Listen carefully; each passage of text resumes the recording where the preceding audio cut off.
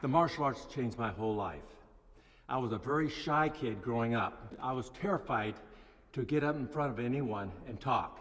All through high school, I never once got in front of a class to give a book report or anything. When the teacher would call me up and say, my real name is Carlos, by the way, but anyway, they'd get up and say, would you come up and give a book report?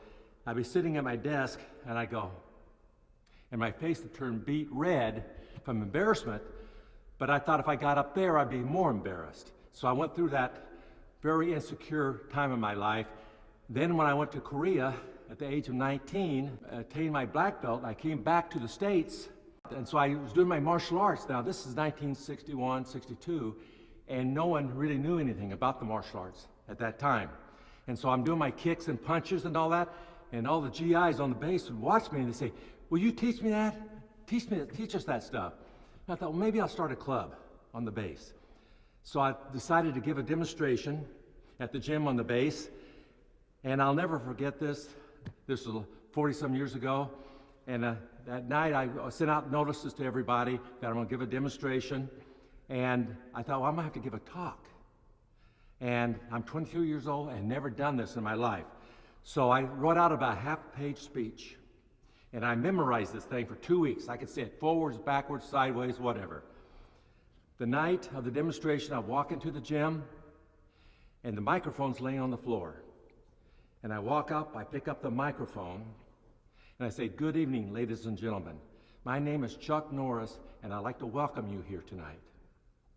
That's the last thing I remember. The next thing I remember, I'm walking out into the middle of the gym to do my demonstration. And as I'm walking out there, I'm thinking, did I finish my speech, or did I just lay the microphone down? Well, to this day, I still don't really know. But what was important for me at that time, it cracked the egg of insecurity that I'd carried around for 22 years. And then I kept forcing myself until that egg cracked open. And of course, the results of all that is becoming an actor, starting a foundation with Kickstart Kids, which is the love of my life now. I'm teaching the martial arts in the inner city schools, in the middle schools, again, using the martial arts as a tool to help these kids develop the security in themselves that I lacked as a youngster, and helping them believe in themselves that they can accomplish anything they want in their life if they're willing to pay the price for it. And that's hard work and dedication. That's the secret to being successful in your life. Not afraid to work hard and being dedicated and not giving up. Because anything you work toward, there are always obstacles in the way. And that's when you either quit or you continue on.